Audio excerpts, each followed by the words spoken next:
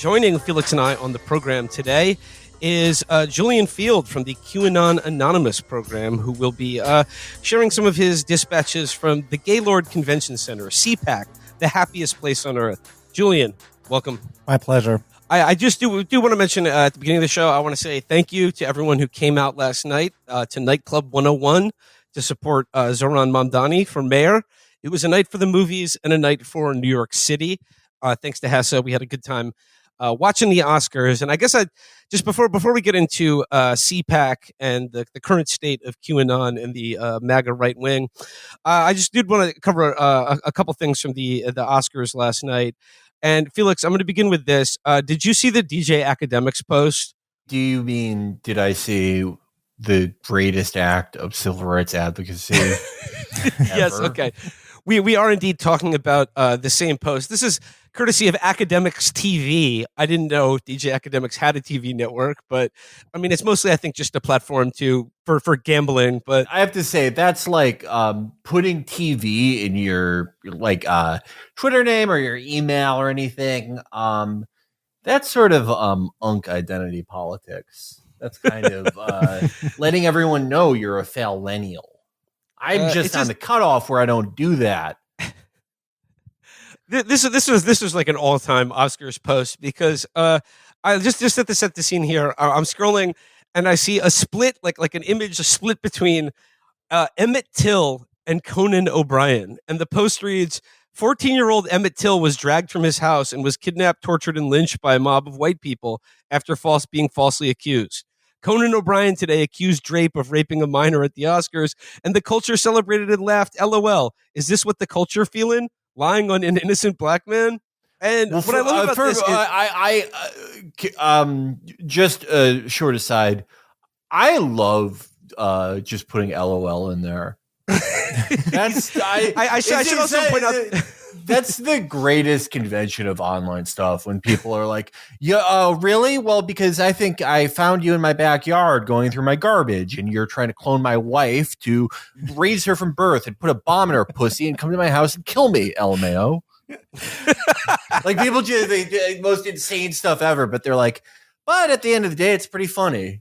Yeah, we're all kind of laughing. We're always laughing no matter how fucking awful or weird our shit is. It's like, ha ha ha, I'm actually smiling. Yeah. You have the same personality as Adolf Hitler. And if I was the doctor that delivered you out of your mother's womb, I would have spiked you through the fucking window. LOL. Are we sure he didn't mean like lynching out loud? I should point out that in addition to the superfluous LOL, they also misspelled Emmett Till's name. But I bring this up because it's just like the split image between Emmett Till and Conan O'Brien. I'm so conditioned by all of DJ Academics' other posts that like I was expecting the copy to read Conan O'Brien or Emmett Till. Who y'all rocking with? So well, that's the new citizen test. If you're coming from South Africa after the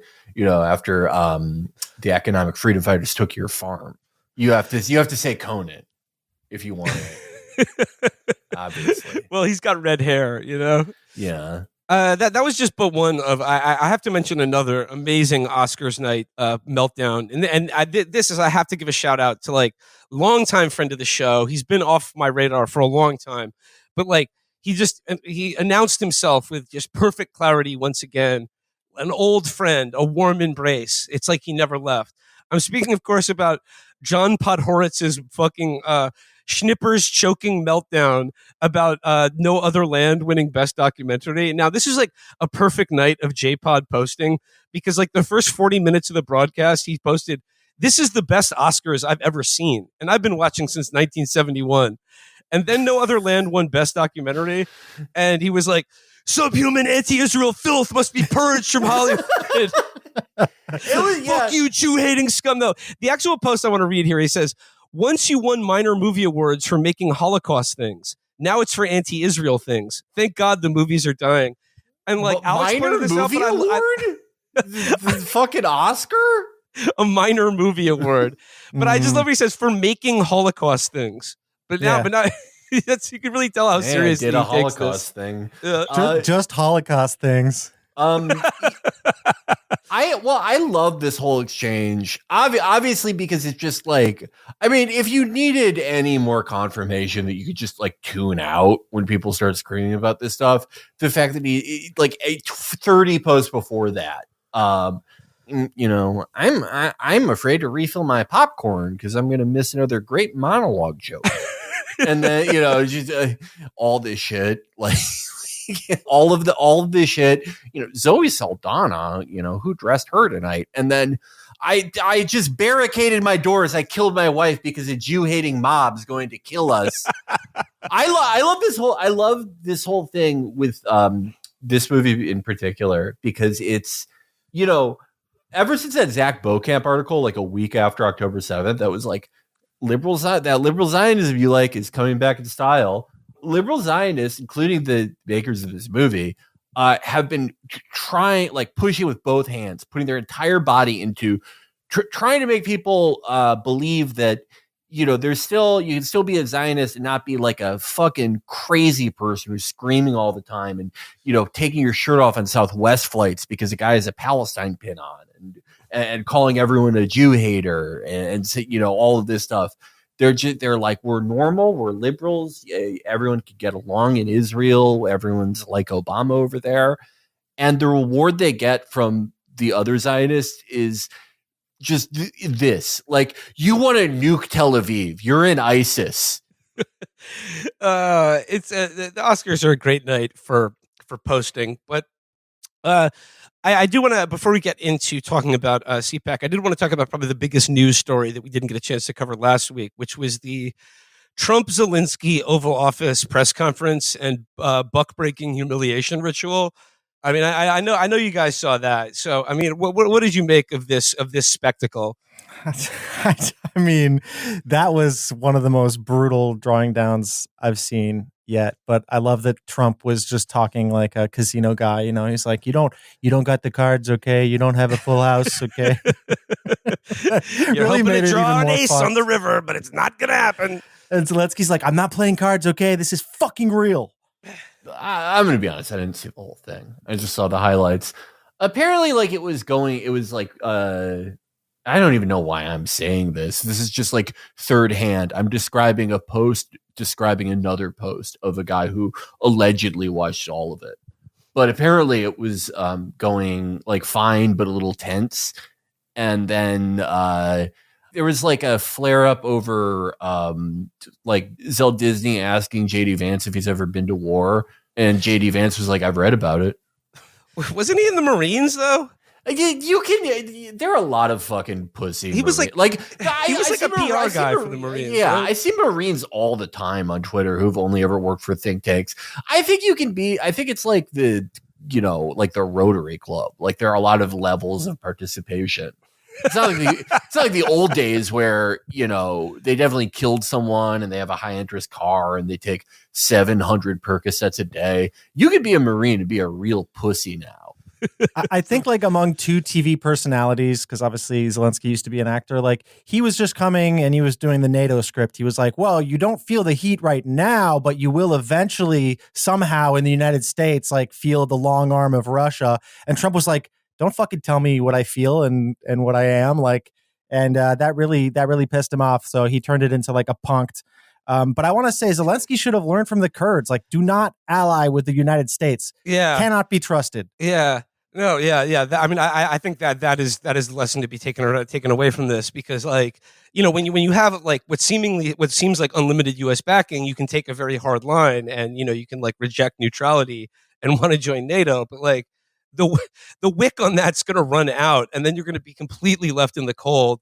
And like, honestly, like I have to feel bad for Zelensky because like he has to go home now to a country where like half of the people in his government and military like absolutely will kill him if he tries to like end this war or negotiate a ceasefire. Yeah, this was all like, I mean, exactly the course of like the last couple months here was very predictable back in 2022 for anyone who's paid attention to any, you know, U.S. ally that doesn't have favored customer status or, you know, a really annoying lobby.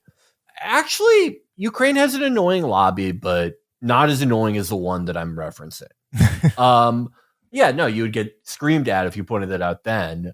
But yeah, no, it's like, I think you're heartless if you don't feel like a little fucking bad for them at least. Like, shit. Yeah, it's horrible. It sucks. It fucking sucks. And like, yeah, this is sadly like a predictable path for U.S. allies without favored status. But it's like, they got rid of their fucking nukes. That's the real thing. You just never get rid of your nukes.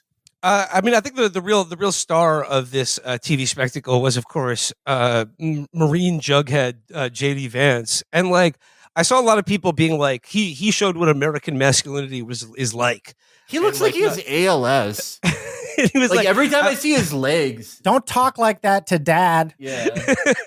And there's a lot of horny posting about JD Vance. And you know what? You can make fun of it, but given how many people have compared my looks to JD Vance, I say keep the horny posting coming. This is the new look that we're all very hot for. But I gotta say, he sounded like, speaking of relationships, he sounded like a girlfriend when you forget her birthday, which is like, have you ever thought to say thank you? Have you said thank you once this entire meeting? Times. No, in this Even entire today. meeting, have you said thank Even you? today. You went to Pennsylvania and campaigned for the opposition in October. Offer some words of appreciation for the United States of America and the president who's trying to save your country. Yeah, that's the same tone of voice when like your girlfriend's friend gets you the like most passive aggressive gift of all time. When she gets you like a book on how to quit vaping. And you're like, oh, thanks. I'm already having so much fun at my birthday party where it's only your friends. Well, like I said, it was quite a TV moment. But like, once again with Trump, it's just like it all seems so grotesque. But like, really, he's just laying bare what U.S. policy has basically always been. Yeah. It's just like the fact that it's happening to Ukraine and not a government in South America or Africa, I guess makes it feel different this time. But like, this is just like, he's just putting it all out there. I mean, at least I guess you can call him a lot of things, but I suppose, dishonest on this account is not one of them. No, he's showing like you will be prey to my personal whims. Yeah. It's whatever the fuck I say and not otherwise. And that might change from one day to the next. And, Zelensky was just going in there like, okay, well, let's keep this thing going. But Trump is just, everything is very personal for him. So it's just weird though, because it's like, there is all this posture about like, how he didn't say thank you. And he like did a bad job at Ukraine and it's all his fault. He fucked everything up. But then like Trump will say, and I was the first guy to send them javelins. And if he doesn't like get his act together, I won't let them fight the war anymore. And it'll be a new guy fighting the war. So like after all this, he after the mineral deal, after everything, he's like, no, I'm still going to like do the Biden policy. But we're just going to have this weird thing where JD Vance makes him say thank you to Donald Tusk. And also I got to say a special shout out to Lindsey Graham, who was like, doing selfies with Zelensky 5 minutes before this fucking Oval Office encounter. And then like, as soon as it was over, he was just like, Zelensky's a disgrace. He didn't even wear a suit to the White House. And I got to say, like, it is such a stupid complaint, but like, if I was in Zelensky's position, I would probably put on a suit. Like, I have to, like, if you're meeting fucking Donald Trump, if I was being brought to the White House because they're executing me, like I did something really bad. I gave a cartel some uranium. I blew up one of the most beloved Trump grandkids. I was playing with my gun and I shot a red barrel and Kai Trump exploded. And they're like, we're gonna behead him, and everyone's cheering for me, for my death. I would spend I wouldn't get a lawyer. I would spend my last money on a Brioni suit. So when Trump saw me, on the news, he's like, now that's a, sharp looking guy. And then, Trump, I'm all the way on my way to a pardon. Trump hit his kid for like dressing in the baseball outfit instead of a suit at a game. Yeah. So it's like, saw this one coming. I have to say, it's like I have always kind of disliked that about Zelensky, because it's like, okay, if your country's invaded, sure, but when it's like, okay, I'm going to Israel to ask them for some Israel stuff, It's like, you're staying in an embassy hotel. You don't need to wear your war sweatshirt. Yeah, people used to dress in like cool uniforms with like a bunch of medals that they didn't earn, And this is like the kind of like everyman war general look. I don't know. Well, yeah, it's like the new style of operator where they all have their own coffee brand, and this is operator shit. This like crew neck and like cargo sweatpants shit. Death Squad coffee. Yeah, this coffee will have you filling a mass grave in no time. Cold press gang. Very good. I am become meme. Yeah, pretty much. I'm living the meme. It's like there's living the dream and there's living the meme, and it's pretty much what's happening, Julian, but before we get too far into the news, I do want to talk about your trip to CPAC the other week. Now, I'm glad someone was there covering it. I feel like CPAC this year just crept up on me, and I had no idea what was going on. But was very glad that someone was there in, as I mentioned it before, the happiest place on earth, the Gaylord Convention Center in Maryland.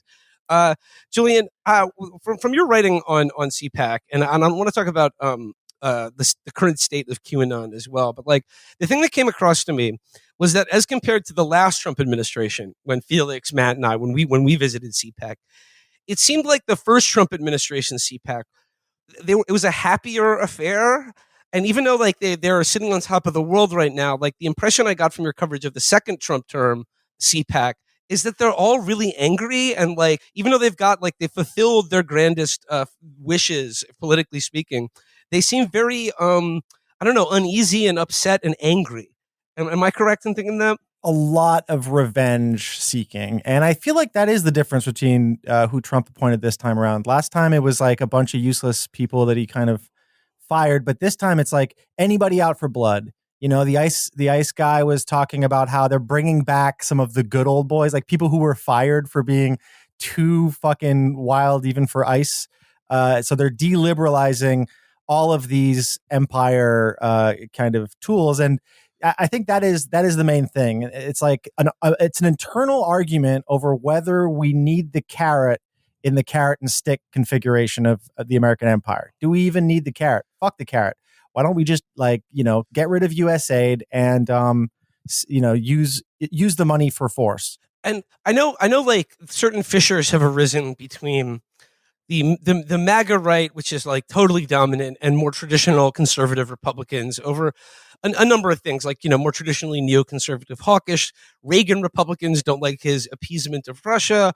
And I guess more like, morally traditional people don't like his, carnival of porn stars and pimps and sex traffickers that he keeps parading around the White House. But like, Julian, can you detect any tensions or fissures within the MAGA movement itself?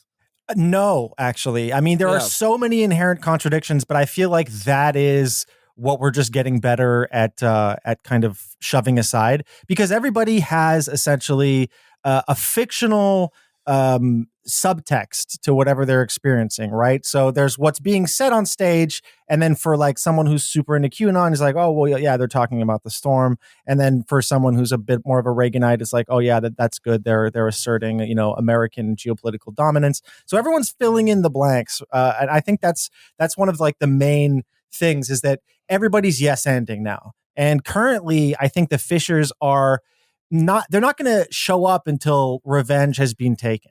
That's the main thing. It's like, fuck these liberals. We put up with it for 4 years. We're going to, get Comey. The J6ers were there, and they were talking about that. I mean, one of the women said the hunters have become the hunted. And there's this idea of like, well, now it's our turn to use, the guns and the power and the judiciary system.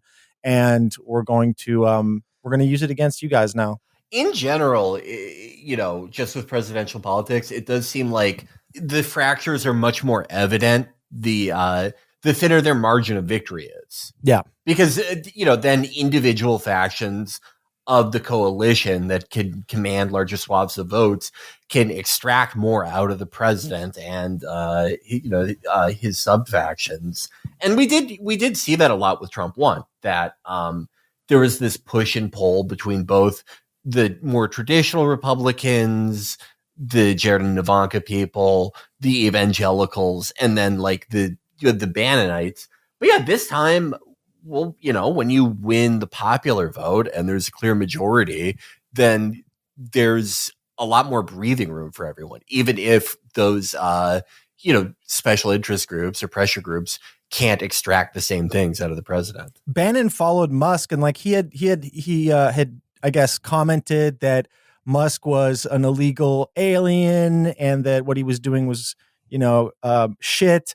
And then what he called them on stage was like, oh, it's going to be hard to follow like this genius, this Superman, so even if he's kind of, I think, being a bit bitterly false about it, but it's like I feel like they've all agreed now is the time to assert power and not argue about how we feel about each other, even though Bannon can't help but being a catty bitch. I do kind of wonder, just because, I mean, I don't know if people have seen the Fed projection, but it's already 1 point shittier than it was yesterday, like a 2.9% contraction in quarter one.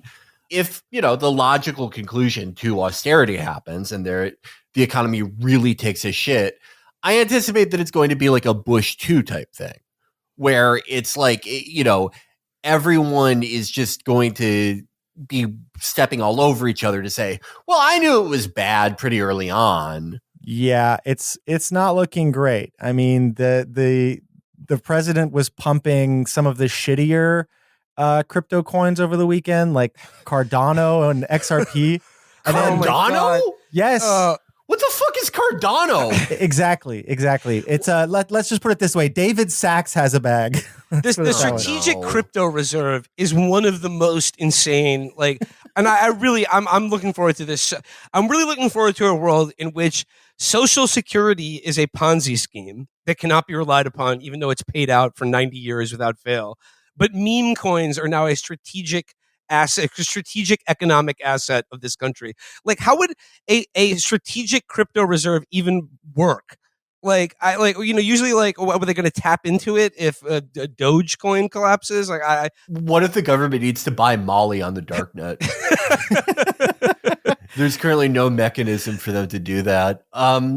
Yeah, it's like the only plan besides, just like looting the treasury for fucking David Sachs and every other member of the All In podcast is like just looking at Argentina and going, how about that, but worse?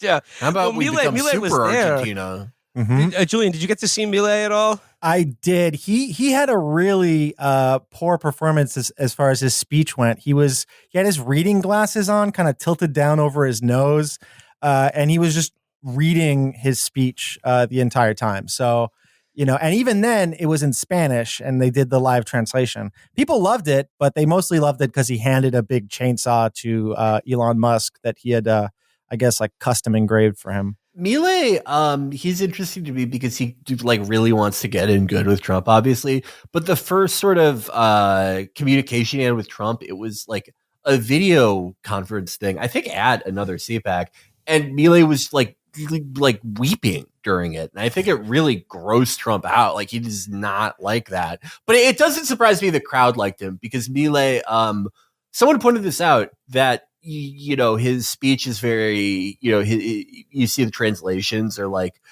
you can't give leftards anything. They're shit. We have to kill them. And that sounds so good in like Rio Platin Spanish, like a language where you trill your R's. Yeah.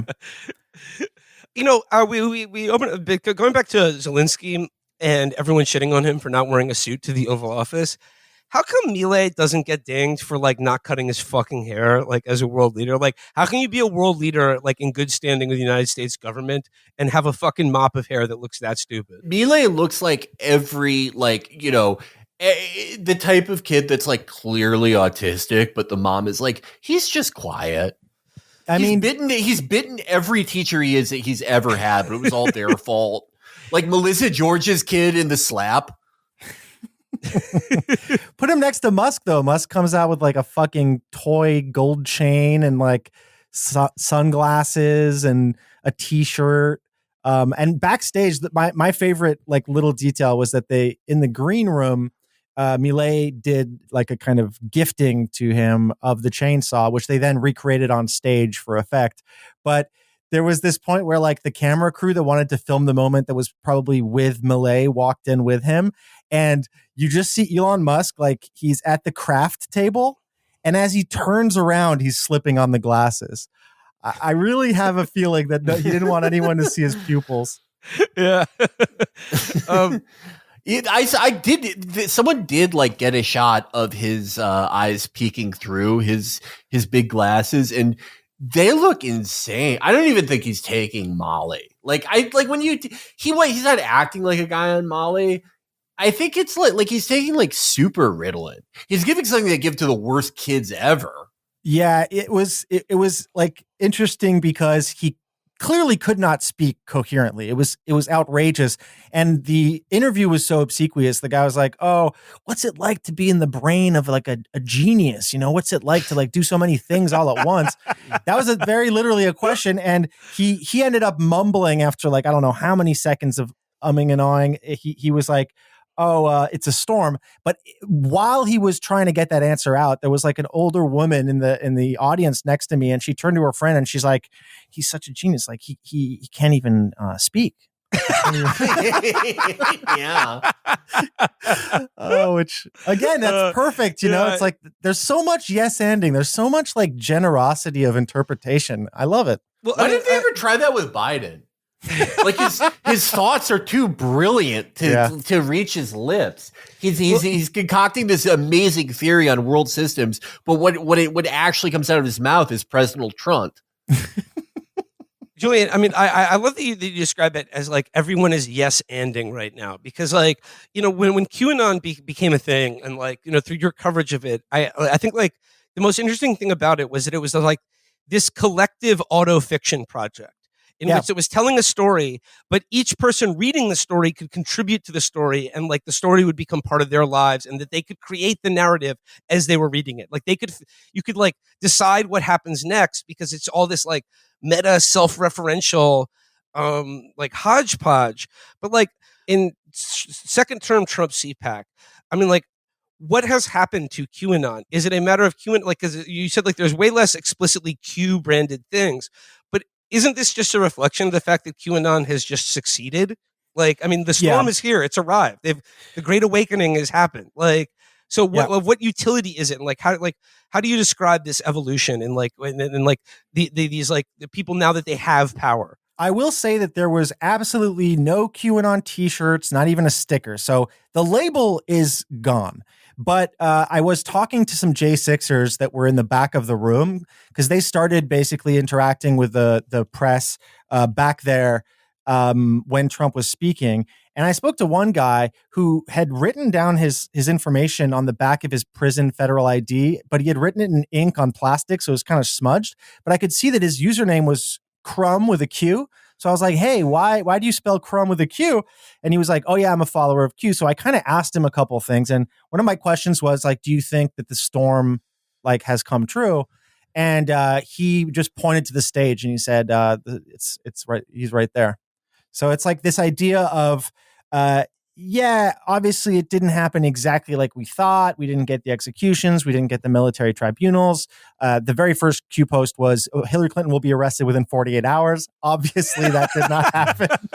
But they're kind of, since they can do this yes-anding or this like creation of a kind of fictional subtext, almost like adding a folklore story to whatever's being said on stage, they can interpret it however they want, right? So the person on stage will say one thing, and what they're hearing is, the storm is here. And I think to a certain extent, everybody is doing that now, right? It's like we're all becoming very, very good at cope creative writing. Yeah. Q is, it's like they're writing Lost together in the final season. That's exactly it. Nobody knows where the fuck it's going or how to end it. But you are right also, though, that like to a certain extent that is all understanding of politics, like pure wish casting. Like on the Democratic side, I think a lot of that, like, when the Musk Trump rift comes in a week, a year ago. I think people also ignore the fact that Russiagate was born at the same time as QAnon and was basically a mirror narrative. It just had like tonal differences, instead of like military tribunals and executions, it's like the FBI will do a great job and this person will serve their time in jail. It was like a more fair, liberalized version. But we've been fucking splitting off into like these creative writing exercises more and more. And I feel like liberals also recently, with the assassination attempt, the amount of people that still think that was staged, and then the amount of people that turned on the mainstream media and said, we actually have to like start listening to podcasters and like independent outlets because these people have it in for Biden. Everybody is as paranoid and as like, you got to do your own research as QAnon, I think like presaged. Essentially, it was just like a kind of freak strand that was like a good shot across the bow of like, this is going to be how we all deal with the fact that none of what we want is coming true. Yeah. Because QAnon was created as like, Trump is not doing what I need him to. So what does that mean? Well, he's fucking doing 5D chess. Same way as that fucking tweet where it was like, Biden talking about like the Finlandization of NATO or the NATOization of Finland. I can't remember, but that guy who tweeted like, oh, this guy doesn't have a PhD in like foreign, it's like it's just like you see what you want to see, and we need to think that these people are not just up there melting and bumbling. They actually have a secret plan. Well, where the 5D chess meme comes from? The tenure of the O'Bungler. Yes. And it was a way for Obama bots to deal with the kind of first term that O'Bungler had, where it's like a stimulus bill that's just like all tax credits for like Exxon Mobil and shit, and and it was another kind of proto Q thing. Oh, just wait for second term Obama. That was a huge fucking thing on like Vox and all those places. And then it was like, wait till lame duck Obama. Then when he's really unleashed, he has no fucks to give at this point. Remember that Key and Peele sketch? That was the sort of like hinge point of the what was his name? The Time for a Game Theory guy, Eric Garland. Oh man, Eric Garland. That was what that entire thread was hinged on. Was people think Obama is doing nothing after Russiagate happened. Well, Trump is going to be executed on January 19th, right before inauguration. I mean, Steve Bannon, remember he was supposed to be executed for treason? Oh yeah, it gives me no pleasure to say. It gives me no pleasure to report this. I'm pro-life, so. Yeah, but Julian, what I'm interested in is like now that QAnon has at least the branding has receded in and like has been washed away by like just the politics of just being in the White House. What has happened to like that first generation of like Q influencers, like people like the praying medic, Liz Kronkin, and even General Michael Flynn? Like, have they been also displaced by like a new brand of influencer? But like, how are they metabolizing this evolution? I feel like they were always about the brand, right? They were like, QAnon is what we're pushing. Whereas I think the people who've kind of like Marjorie Taylor Greene, or even actually Flynn, even though he didn't get a spot in the current administration, probably mostly because he was yelling at Trump to put in martial law, I think, like at the end of his last term when he lost the election. But he must have pissed off Trump somewhere in some back room, I'm sure. But Kash Patel appeared on like more than 50 like episodes of podcasts from some of the most bizarre like QAnon independent media outlet things. And he knows what it's for. He knows that it's just a mechanism to kind of encourage people to write the fictional aspect that will allow them to continue supporting you. And he knows that these are some of the best soldiers. But like the digital soldier thing, which was coined by Michael Flynn, everyone now is a digital soldier. And I feel like everyone's in an information war. Like Alex Jones has won. Like we are just fighting over narrative now. And even if I'm wrong, like there's no point pointing that out because you're giving a point to the other team. Like you're letting the other team win, right? It's not at all like, there was that whole liberal phase of like fact checking and shit like that. Now it's just like, no, like we need to get our word. It's like Coney 2012, like awareness campaign stuff. We need to win the hearts and minds because everyone has resorted to like, well, if there's no material change, like the best we can do is win the PSYOP, right? Like the best we can do is win like the the hearts and minds of our own population now. Do you want to be the person humiliated by the ritual, or do you want to be the person running the humiliation ritual? Yeah, exactly. You know? Exactly. Yeah. Whose side are you on anyways? Like that is a universal feeling now when there's an argument online. It's no longer like, well, is that true or does that make any sense?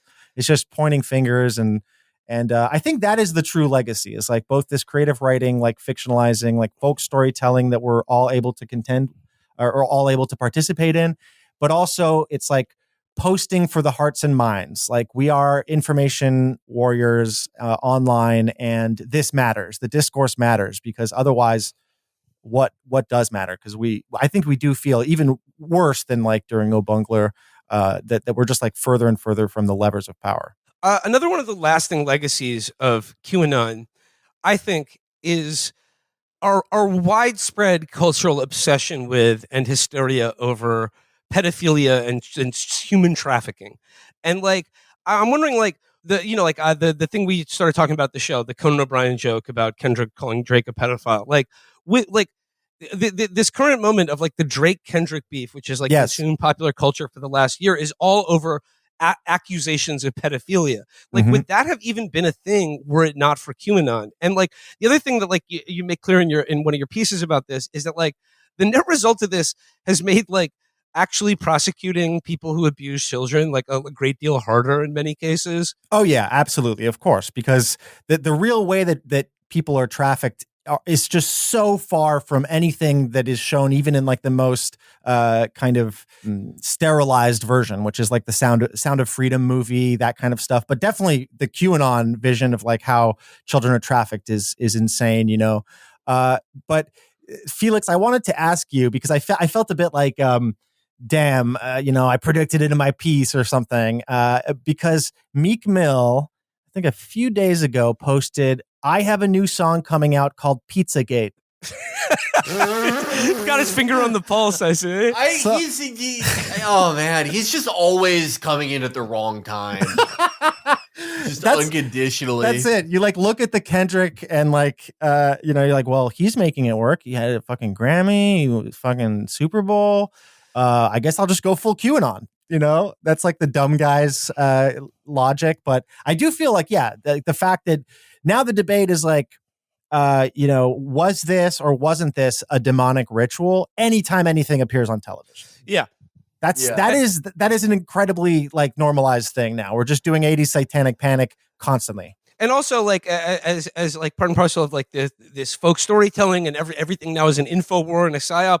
If you don't like someone or disagree with them, just call them a pedophile or a groomer. You can do Absolutely. it. Like, what are they going to do? Yeah. I mean, Donald Trump really pioneered that. It's like, just say the thing. Just fucking say it. What are they going to do?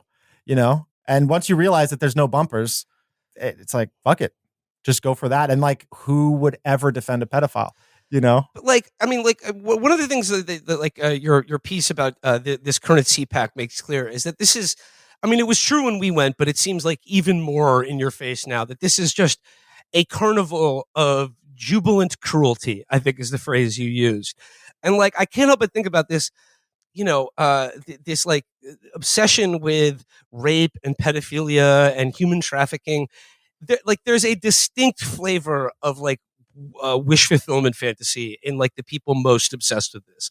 Like, I do get the impression that they're like, we have to stop illegal immigrants from like raping and kidnapping women because there are women, and that's what like we're allowed to do to them now. Yeah, I mean, obviously, like we've been doing cope about like America, because if we keep telling ourselves that the United States is a good country and that we want a fairer, better world, whether you're conservative or liberal, there's got to be on some level like a subconscious thing of like, well, what about like the fact that, we founded it on genocide? What about all these horrifying things we've been doing abroad?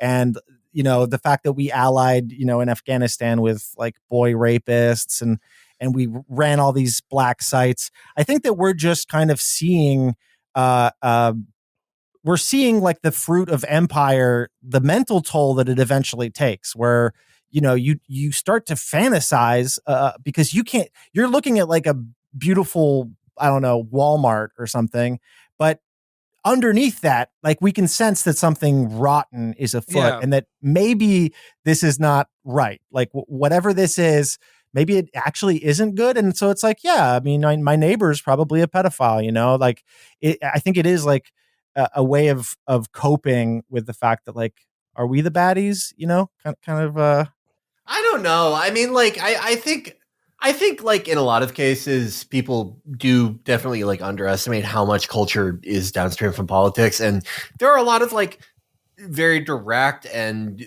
sometimes very indirect, weird knock-on effects of like, having an empire that isn't explicitly called as such. But I don't know. Like, how many like local news pages have you ever followed on like Facebook a few years ago?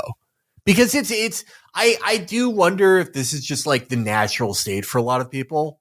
Yeah, just the kind this is just what like this is just what you do when you're bored. Mm-hmm. That you're like you work yourself into a frenzy. Like I bring up local news pages because like I have a distinct memory of like going on Facebook in 2012 and seeing people like there are pictures of them with like their family, their kids, their workplace, their full names, where they live.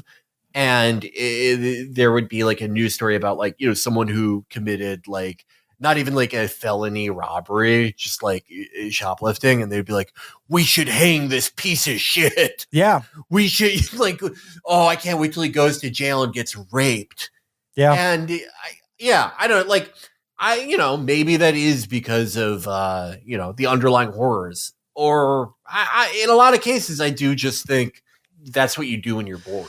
Well, I mean, it gets back to this like auto fiction quality to all of this, because I think like the truth of the matter is for like the American Western middle classes, life has never been like safer or less dangerous. And I think that kind of drives people insane. And I think they need to like create a sense of like of invigoration in their lives by creating all these fantasy contexts for like violence and immiseration and human degradation and torture. Like it's just, you have to sort of goose yourself to keep getting out of bed every morning in your safe, boring life. Yeah, it was Sebastian Gorka during his speech that like played footage of a bombing in Somalia of like jihadists, and his whole kind of talk around this was like, President Trump is now in office, and we told him we've been observing this Somali jihadist camp, and it's like, well, why don't we kill them? Well, Joe Biden has been observing them because he actually loves them. Of course, he loves these beautiful jihadi Somalians, and then it's like, his like punchline was Trump going, "Kill them," and then he showed the footage of like a guy crawling a mountainside, just disappearing into a big fucking plume of smoke, and people were cheering like crazy. But even for him, I don't think it felt real, because the way he compared being in the Situation Room under the like the West Wing was, it was like being on an episode of 24 or in a Jason Bourne movie. So even the people doing the kind of horrifying violence, I think feel completely removed, and also even understand their relationship to it through fiction, through movies, through TV. It would be so fucked up to be like killed partly by Sebastian Gorka. I mean, like, the American Empire is a lot of things, but chiefly among them ignominious. Just like a horribly undignified way, like author of your death. Even like the incarceration aspect was interesting, because there's this whole Salvadoran mega jail that like Nayib Bukele has set up and said, hey, you can send your people over here. And apparently the plan is, and we'll see how this goes, but even like some American citizens technically would end up there. And what's interesting about that jail, once you look into it, is that there's no rehabilitation program at all, and there's no release date for anybody. It is, you are thrown in here and you will never see the light of day. They don't try to rehabilitate you. They don't try to like make you exercise or there's none of that. It's just, put them in jail, throw away the key. And the exporting of prison, that would be a new low. Yeah. Well, yeah, and they actually that prison that, they started ostensibly because of like the gang problem there, where they're just like, doing these dragnets where they pick up like tens of thousands of people and just, declare that they're in a gang, either because of like tattoos or whatever. It's, they wanted to build it, but Bukele said, well, it costs a lot of money. The only way we can get a deal is if we let an American private prison do it and like, skim some off the top.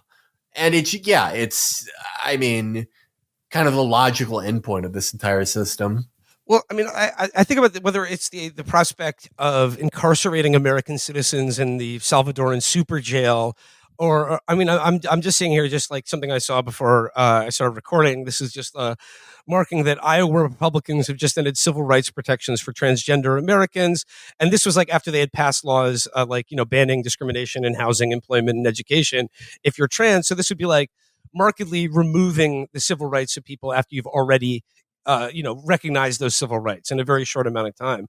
And I think when I think about like you said, this carnival of sort of, gleeful sadism, is that I think for these people, freedom is something that's experienced by their ability to take away the freedom of other people. Because I think it's just like when you don't have freedom or authority or power over your own life, and, chances are you probably never will, then like this is the next best thing. And I think like when people on the right talk about freedom and liberty, I think it should always be understood in that proper context of like my individual freedom to oppress and take away the freedoms of other people I don't like. Yeah, I mean, the whole Matt thing of like free real estate. And if we run out of it, we're going to have to find some way to assert and take.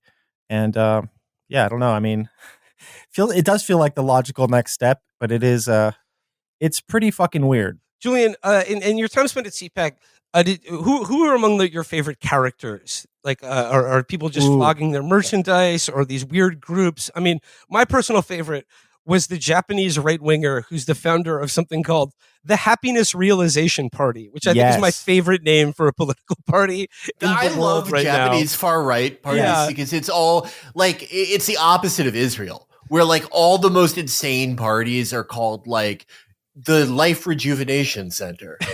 They're all, like, founded by, like, the survivors of Unit 731, and they're, like, the Happiness Project. Yeah. There's like a kind of layers to this one, because originally it's a cult called Happy Science, and it does. So this guy Jay Aeba, like he is obviously below the cult leader, who is like, a bit like the Moonies, a kind of god figure. And then Happy Science created the political party, and then the political party created another sub organization, and then it ends with CPAC Japan. And it's kind of the same thing. It's like CPAC Korea. It feels like the Republicans love an Asian cult, for, whether it's the Moonies, Falun Gong, or in this case, Happy Science, which I did not know even existed until I started looking into Jay Aeba, because that's right. The organization in between Happiness Realization Party and CPAC Japan is called the Japanese Conservative Union or something like that. So it's like, obviously it's kind of been stripped of all its weird, like, culty origins, but it's the same shit.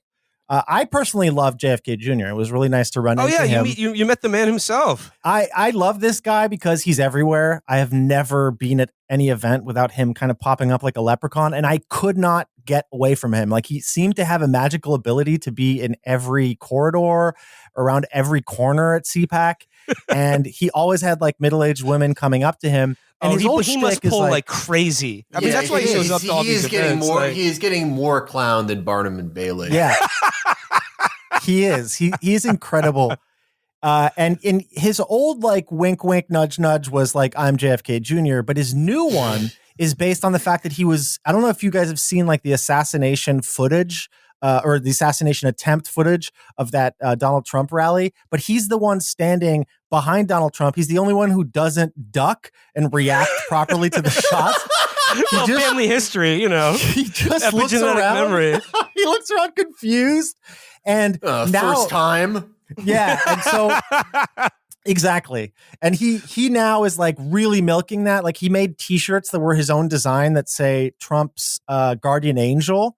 And if you ask him, like, so are you Trump's guardian angel? He goes, well, I don't know, I don't know. Kind of like the same act that he does with JFK Jr. And I asked him, I was like, so is Trump's guardian angel a guy who's definitely not you, JFK Jr.? And he got the biggest smile and he was like, you know too much. And that's it. His whole thing is like a circus act of like, he keeps, his new line is like, those 3 seconds when Trump was shot at, they're like 3 hours. I've had so many thoughts about this, so many, but I can't talk to you about them right now because it would take too much time. We'd be standing here all day. So he's always pushing it to the next time. And then I was trying to buy the t-shirt off him, which he was reticent to sell me because he wanted to get it to Nigel Farage. He was convinced he was going to give Nigel Farage this t-shirt. Julian, what I love about JFK Jr. / Vincent F. is, I mean, correct me if I'm wrong here, but like, I mean, he's obviously at all of these right-wing events. He's sort of like become a mascot for all of these, various causes and politicians and political movements. But like, has he ever said anything overtly political about any of this other than like, I love Trump? Yeah, no, that's it. He's really way more of like the carnival aspect, right? Like I've never heard him talk hard policy. He's a bit, he's halfway between like a huckster and a mystic, I guess. He's kind of a perfect person for the moment because he even seemed to know Matt Schlapp somehow. He was like, oh yeah, I was talking to Matt about this. Like he was legitimately seemed tapped into everybody. So he would be talking intimately with everybody involved. And yet, like you said. So Matt Schlapp is not tapped into him. Yeah, he grabbed him by the crotch and looked at him in the eyes. Did you guys follow a little bit that Matt Schlapp story? Oh yeah, that's right. You covered it. Yeah. Oh, if Schlapp's in the news, we're covering it. My favorite thing about that is that when he got kicked out of that bar for grabbing the guy's dick, he left his card and his tab unclosed. So at the end of the night, at the end of the night, the bar guy was just calling out his name over and over. Matt Schlapp. Matt Schlapp. It's like the Simpsons phone call gag. I'm looking for a Schlapp. A Matt Schlapp. That was fun to run into. I mean, I don't know. I guess I got to take photos with people that for me were just like cartoon characters we've covered. Like I took a picture with Gorka. I took a picture with Lindell. Definitely JFK Jr. I love the photo of Lindell's book, From Crackhead to CEO. Yes. And you it's like one of those holographic things where you turn it and it changes his face. From like basehead to pillow entrepreneur. Yeah. Oh, hell yeah. Oh my God, that is horrifying. Holy shit. Yeah. I mean, I don't know which picture of him looks worse, to be honest. That's what I'm saying is like, I don't know. You kind of look similar. Oh my God, that is brilliant. That is so cool. Yeah. Yeah. So I got that. I got a G.I. Joe logo, Let's Go Brandon t-shirt. I don't think he should be selling the conversion. I think he should just be like, I'm the crackhead CEO. Like how smoking crack can like help your business and productivity. It was great to run into Liz Truss. It was strange to just be standing in a room with her and Bannon. And Bannon was a delight. He did like the Nazi salute thing, which was really fun. And then the French, one of the two French far right party leaders dropped out because of that. And I was there with a French reporter called Anthony Mansuy, who works for this like print only outlet called Society. And he actually kind of got to sit down with Sarah Knafo, who's like the head of the other far right French party. And she was talking shit about Bardella for dropping out. And like Bannon later called him, I think, a pussy. He said he's like even bigger of a pussy than Macron. But anyways, Knafo was like, he asked her like, well, what do you make of like the Nazi salute that Bannon did? And she's like, well, yes, I will say that was a Nazi gesture, but like it doesn't define what CPAC is. And she turned to the door and she was like, for example, do you think that he would be here if this was like an anti-Semitic Nazi rally? And she was pointing to Amichai Shikli, who's like a representative of Israel. He's like the minister of diaspora. And right as she said that, he walked over and sat down with the far right party of Austria that was founded by literal Nazis. Well, so, I mean, like, That guy's job is to empower Nazi-based parties in Europe to make it as unsafe as possible for any Jews still left in Europe. I mean, also just like the beginning of that, where it's like, oh, if this was a fascist rally, would one of the participants in the world's worst ongoing genocide be here? Yeah. Oh, so you think this is a racist party, huh? Well, let's see what my friend Hitler too thinks about that. Yeah. Yeah, I mean, he said on stage, like, he was on the expo floor, so it wasn't part of, like, the big recorded speeches, but he was talking about how he felt like Israel was teaching the West how to win a war. That's, like, really? the effect. Yeah. Okay. Which is, maybe Europe, maybe the West should do more genocides, I guess. We should be sniping children. Well, I mean, they still haven't actually won the war. They've failed to take over a place the size of Hyde Park, Chicago. Yeah, I mean, that was grim. There were guys with kippas everywhere, and like everybody had to suck Israel's dick, like in every speech. It was just relentless. I mean, I think at one point you said that they identified who they regard their enemies to be, and it's like a long list of like, you know, subversives, degenerates, communists, and then they include jihadists, and then they include anti-Semites in there, which I think is really funny for like the historical,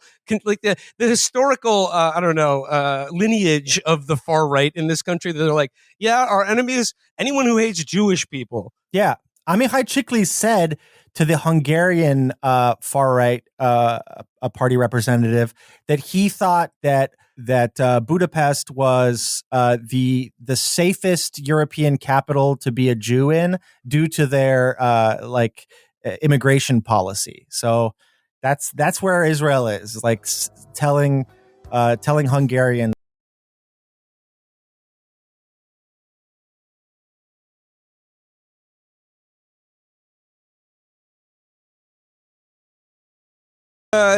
Moving on from CPAC, I do want to get to a reading series this week because this was my favorite article that I read, and it is a profile of everyone's favorite senator, John Fetterman, in the Wall Street Journal. And I don't want to give anything away here, but the headline is John Fetterman on being the loneliest Democrat in Washington. Every day is like your son's birthday. Dun, dun, dun. The portrait of Fetterman that emerges in this piece is about as depressing as watching a Mike Lee movie. I mean, I don't know. I've been watching them recently, and that's what's on my mind here. And it's just the tenor is set early on. Walking into Senator John Fetterman's reception office in the Russell Senate office building, I first noticed the walls. They are covered with 8.5 by 11 images of Israeli hostages taken by Hamas on October 7, 2023. Atop each is a red banner reading "Kidnapped." On one wall are images of those who remain in captivity. On the other are those who've been rescued or returned alive or otherwise. I knew of Mr. Fetterman's unequivocal support for Israel after the Hamas attack. What I hadn't appreciated was the degree to which that support is now central to his political identity. He is an outlier in his party, only about 33% of which view Israel favorably, as compared with 83% of Republicans. "Come on in," he says in monotone, gazing downward. I take a seat on the sofa across from him. As I sit and adjust my phone to record the conversation, he says nothing. Eager to fill the silence, I mention something about the walls of the adjoining room. "Yeah," he says, still not looking at me, and begins a minor harangue on the outrages perpetrated by, he doesn't say Hamas, the Palestinians. "I've seen that video," he says, meaning the video reportings compiled by the Israeli government of the October 7th murders, "and I can't believe it." He stops. "Where is that kind of depravity, that hate? Where does it come from?" Even the Nazis, with all their depravity and their evil, they tried to kind of hide those atrocities. These people filmed it with their GoPros, and they cheered like they scored a goal. In the videos, they call their parents, and they're like, "Hey, I just killed some Jews." Where does that kind of hatred come from? Could you imagine like being in a room with this guy? The journalist is there to do a profile of you, and he starts being like, "Have you seen the snuff film I have on my phone?" Yeah, he's like evil Rocky. I just don't understand why all this footage is shot from a helicopter. Yeah. Who gave these sick people anti-vehicle rounds? It's so not right. They say they can't eat food, but they have Apaches and they know Hebrew. It says here, he isn't done. It wasn't just Hamas either, he says. Now he's looking at me. let's not forget the majority of Palestinians support what happened. Referring to the lurid ceremonies in which Hamas soldiers released hostages, Mr. Fetterman says, "Wow, you're so tough terrorizing a woman you've kept in a tunnel for over a year. Like you're so tough with your shitty rifles parading around. That's why I'm always going to be on the Israeli side, all right?" I nod, wondering if there's more. "Yeah," he says, "print that."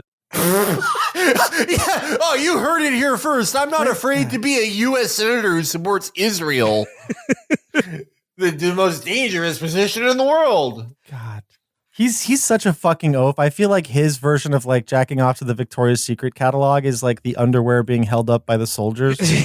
Yeah. Did you see that when that journalist asked him about how he said a year ago he would never vote against anything that like endangered the legal status of dreamers, and he voted for that fucking horrible Lake and Riley Act, yeah. And he went he just like looked at his shoes and went, I don't see why people care so much about what I wear. The only two things he can remember are that he likes shorts in Israel. Yeah, it says here, 12 Democrats voted for the Lake and Riley Act, requiring federal authorities to detain illegal aliens charged with crimes, but Mr. Fetterman was one of the only 2 Democratic co-sponsors, and he enjoys dwelling on the subject. "I was always very, and still am very pro-immigration," he says. But he asked what a jury of 100 people in a Walmart parking lot would think if he told them he favored letting criminals stay in the country illegally. They're going to be like, hell no, that's crazy. Other data points. Mr. Fetterman was the only Democrat to vote for the imposition of sanctions on the International Criminal Court for charging Israeli officials with war crimes. Democrats and media commentators insisted that Vice President J.D. Vance had triggered a constitutional crisis when he observed that judges can't control the executive's legitimate power. Mr. Fetterman dismissed the claim as hysterical. And when the president suggested the U.S. could evacuate, rebuild, and repopulate Gaza, Mr. Fetterman, virtually alone among congressional Democrats, declined to express outrage. The journalist asked him about when he was like anti-Trump, and he says, at last he says, "I regret some of the dumb shit I said on Twitter at times." On Groundhog Day in 2017, when he was mayor of Braddock, Pennsylvania, he joked that Mr. Trump saw his shadow 4 more years of fascism. Other similarly unkind remarks litter his old posts. As he explains his answer, though, it becomes clear that Mr. Fetterman has more in his mind than stupid tweets. Okay, I don't think that's a physical his response to that is, after my near-death thing, I kind of lost my appetite for all that.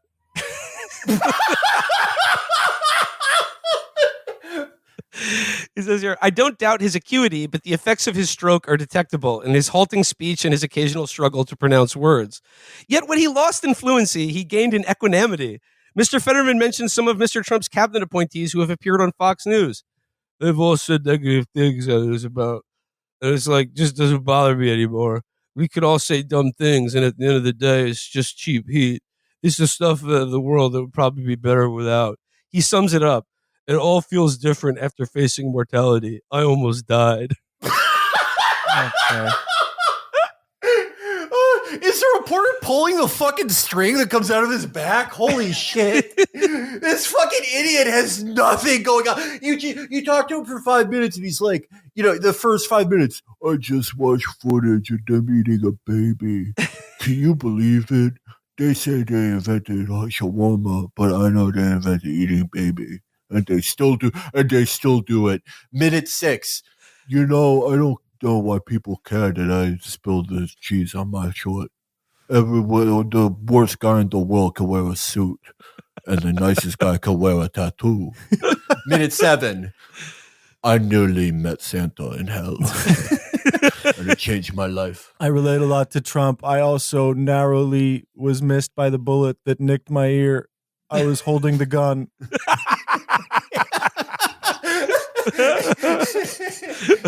I put the gun in my mouth, but I got hungry. I used to do this bad shit. I would post Gritty and say he gonna guillotine capitalism. Then I realized that everyone's a person at the end of the day, and we all go home to our wife Giselle. We all married to our mom. How is he not third Mike on Red Scare? Like it's the exact same arc. It says here, he has the blowback from his own side. Has the blowback from his own side been hard to endure? Defending Israel after October 7th has had a significant impact on my small donor base, Mr. Fetterman allows. So the Democratic base is against him. He offers a curious formulation. "I'm not much of a you should. I'm more of a I'm doing. That is, he would rather do his job than dilate on why he's not doing it. No, sorry. That is, he would rather do his job than dilate on why and how he's doing it. But I also know that for the base and for the small dollar donors, that's really not what's selling right now. I think they want more of the performative stuff, the yelling and the explosive things. But I've lost my taste for that. And that's why I say it feels lonely right now. I'm sorry. When he says fucking, I'm not a you should, I'm an I do. Like, I love that because it's like, yeah, I'm not about all that stuff where you say what an issue is or what you think about it. I just go to my job and I breathe in and out.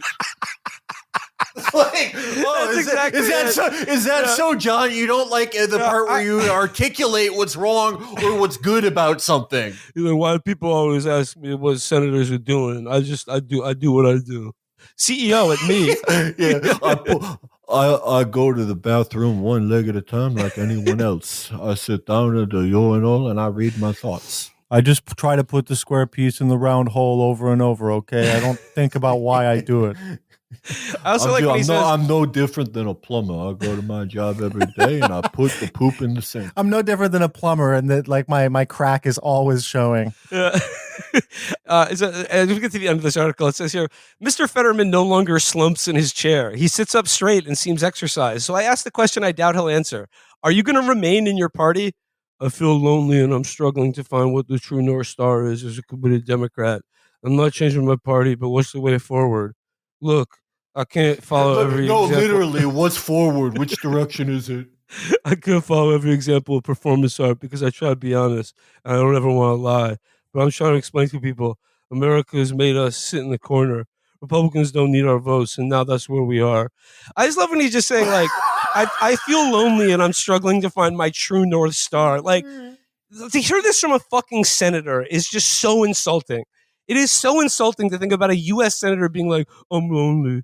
I don't know what I'm doing. All around me are familiar faces. Yeah, like, are you fucking Meadow Soprano's first roommate? Shut the fuck up! You're 57!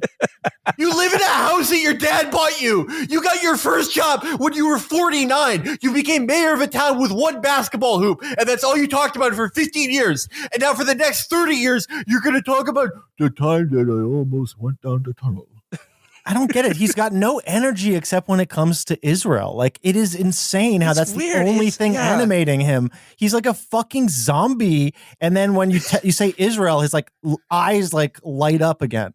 I collect videos of sort of like, you know, when like angry constituents or like activists confront him, because like him on his feet is just fucking hysterical. I don't know if you saw that video of him in the airport where like the guy's confronting him about Gaza, and Fetterman just sort of like, he stares at the moving walkway trying to remember if all sidewalks are like this or if it's just his lucky day.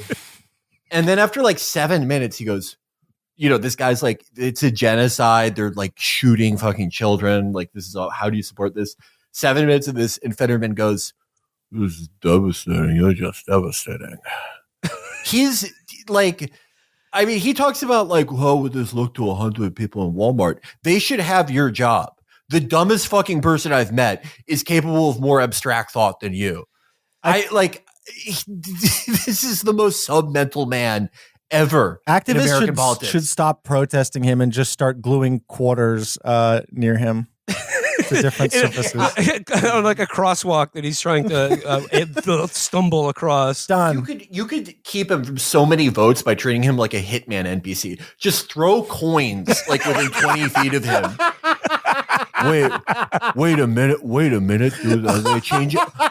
Are they changing how I get paid? He's got a question mark over his head constantly. He's looking at the nearby bushes like, I can't see anything. He picks up the quarter. Wait, are they paying me every 2 minutes or once a month? If I miss this quarter, they might not give me another. I better pick it up. I mean, look, depression is no laughing matter, people. But yeah. It's just, you know, but you're like, you know, it's just, you got to get out of bed every day. You got to, like, you know, clean up. Do something active with your life. You know, like, depressed. Fight against this passivity that's like ruining your life. You gotta be an active participant in your own life as a U.S. senator. At no fucking point did my depression cause me to become like a fucking disgusting Zionist who doesn't think Palestinians are people. Like, there's no excuse for this. You can't just be like, well, he's been through a lot. That's why the only thing that animates him is like, the thoracic cage of a fucking child being crumpled. Something that to give the normals a little insight into the mind of the entertainer. Many clowns are crying inside. Yeah. You may see us rock a microphone, but the real rock is our brains. I'm like Fetterman. One of my my hard and fast rules was that, and I think like everyone on the show has always been like great about this, and I've never even brought it up, but I've always hated like when someone who has a podcast or is like a streamer or just generally someone who can make the same income as like a medium good lawyer by doing content every week, like complains about like how fucking shitty it is, or complains about how mean people are to them, because it's just like, no one wants to fucking hear it. It's it sucks out there. It sucks to answer to people and to have all these responsibilities. No one wants to hear any of us complain about it or complain about people being mean to us, and we try to never do it. The only people that I think have even less of a right are fucking senators. Yeah. Who work like 2 days every 3 years. And he's doing all these interviews about like, I just feel all alone. Like, okay, then fucking end it. It's your son's birthday. Yeah.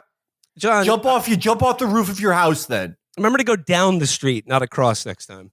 Do I even deserve this free health care?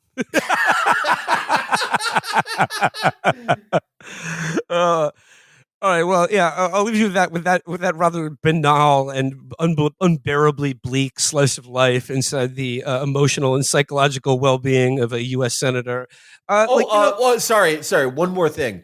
Do you think it's just a coincidence that his wife wasn't around to answer any questions for this big profile? Well, I mean, he does say that he does say that he's lonely. I mean, he's lost like almost all his staff too. I mean, they've all hit the exits over the last year or so.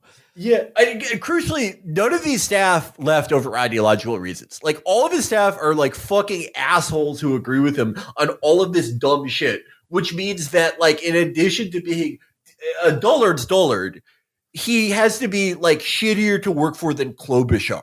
I mean, Felix, there was a news report about his departed staff, in which one of them anonymously said that when they would like in a car with him, he would just be constantly showing them snuff films on his phone of like Russians being killed in Ukraine or Palestinians getting blown up. Like he is a really rotten person.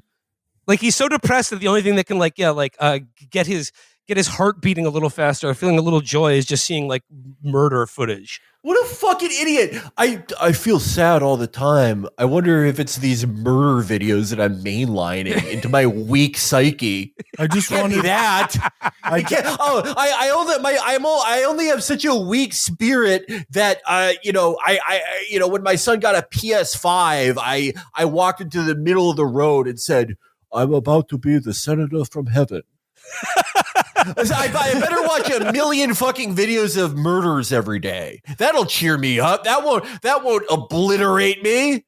You can't, Senator Fetterman, you can't make it through Bluey. Why are you watching Live Leak? I just wanted to give the mouse a hug. Now it's not moving. All right. Let's wrap it up there for today. Julian, thanks for your time. Thanks for joining us today. And everyone, please check out QAnon Anonymous. And we'll link to both of your pieces about CPAC in the show description. But before we go, I'd like to have another little plug for you that I'm quite excited about. So, as many of you may already know, we, Chapo Trap House and our production company, are the producers of a feature film that premiered at Cannes last year. It was also featured at the New York Film Festival. It's called EFIS, the feature directing debut of Carson Lund, which is co-written and co-starring friend of the show, Nate Fisher. It's a movie about baseball and the lovable schlubs who play it, about two New England Beer League baseball teams playing the last game at their local field before it's decommissioned and turned into a school. Those bastards. All of them are coming to terms with probably never hanging out with each other again. It's funny and bittersweet and beautifully shot and directed, and it's great, getting some great reviews, and it is absolutely Movie Mindset approved. It is going to be screening all across the country starting this month, starting in New York City this Friday at the IFC Center and Lincoln Center, and then at a theater near you in the coming weeks. You can find out when it's screening and where at www.musicbox.films.com/film/EFIS. We'll be promoting this movie more throughout the month, but please, especially if you're in New York City, go check it out at IFC Center or Lincoln Center this weekend. It is perhaps the only sports movie to feature cameos from legendary documentary filmmaker Frederick Wiseman and yours truly, Will Menaker. Wiseman's in it? Holy shit, guys. That's amazing. Wiseman and I have voice acting cameos in it. We are sort of disembodied voices on the radio that are played at various moments throughout the film. But seriously, like I know I'm a co-producer of this picture, but if you like movies about sports, if you like baseball especially, this is a really special movie. It's a really unique, warm, funny, and contemplative movie about the passage of time and male friendships, and just kind of like how baseball is this weird mental fixation that men have as a way of kind of like coping with and categorizing our passage through time and space, leading ultimately to only one destination. But you got to fill the time with something in between there. And one of those things is baseball. And this is a movie that really captures that feeling beautifully. So I would just like to give you my pitch. Yes, I am a producer and I am in the movie slightly, but I would like to give you my pitch for seeing EFIS. It's a great movie, and I hope you all go out and see it and support it, because we are also one of the producers of the movie. So EFIS, March 7th, opening in New York City throughout the rest of the month. Like I said, like hopefully it'll be coming to a city near you. Hell yeah. Yeah. And even like, look, even if you're one of these guys who's like, I don't care about sports, how am I going to watch the movie? I don't know if you've heard, but Jewish people have to take over entertainment to be safe after what happened at the Oscars. I'm a producer on this movie. I'm trying to break into the industry. I'm trying to be the first. I'm trying to do good trouble by becoming the first Jewish movie producer. So, like, help us out here. All right. Till next time, everybody. Thank you so much once again to Julian Field for joining us today. But till next time, everybody.